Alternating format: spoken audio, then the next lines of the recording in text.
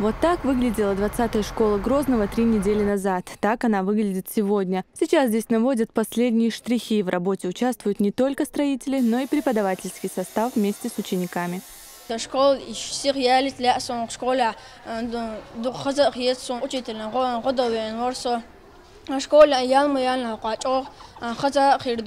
Зураб Ацаев уже успел сменить школьные классы на студенческие аудитории. Мальчик учится на 2-м курсе политехнического техникума. Однако любовь к родной школе он не растерял.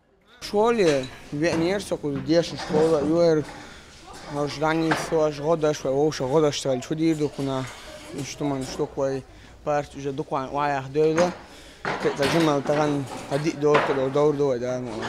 В реконструкции было задействовано всего более 200 строителей. Рабочие трудились в 2 смены, пытаясь завершить работу до Нового года. Мы уже сделали здесь отопление, поклевки, все окна, крыши, водоснежные батареи. Полностью все сделано, полностью закончили. Мы как начали, неделю здесь мусор вывозили.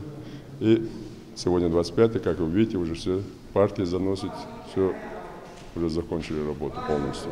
Пока в здании проходили восстановительные работы, школьный процесс не прерывался. Свои уроки учителя проводят в других школах. Больше 1000 детей распределили в 2 учебных заведения – 1-й лицей и 67-ю школу.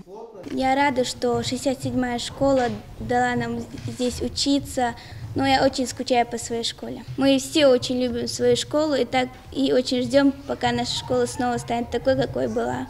Раиса Джамалдинова – учитель русского языка и литературы с 30-летним стажем. В 20-й школе она работает со дня ее открытия. В нее вложила всю душу и сердце, рассказывает женщина. Поэтому она с особым трепетом ждет возвращения в родные стены. Вот сегодня я была у себя в школе в 20-й. Я очень рада. Там уже заканчиваются последние работы. Вот, мы уже, вы знаете, даже дыхание какое-то у школы уже новое. Я рада, что у нас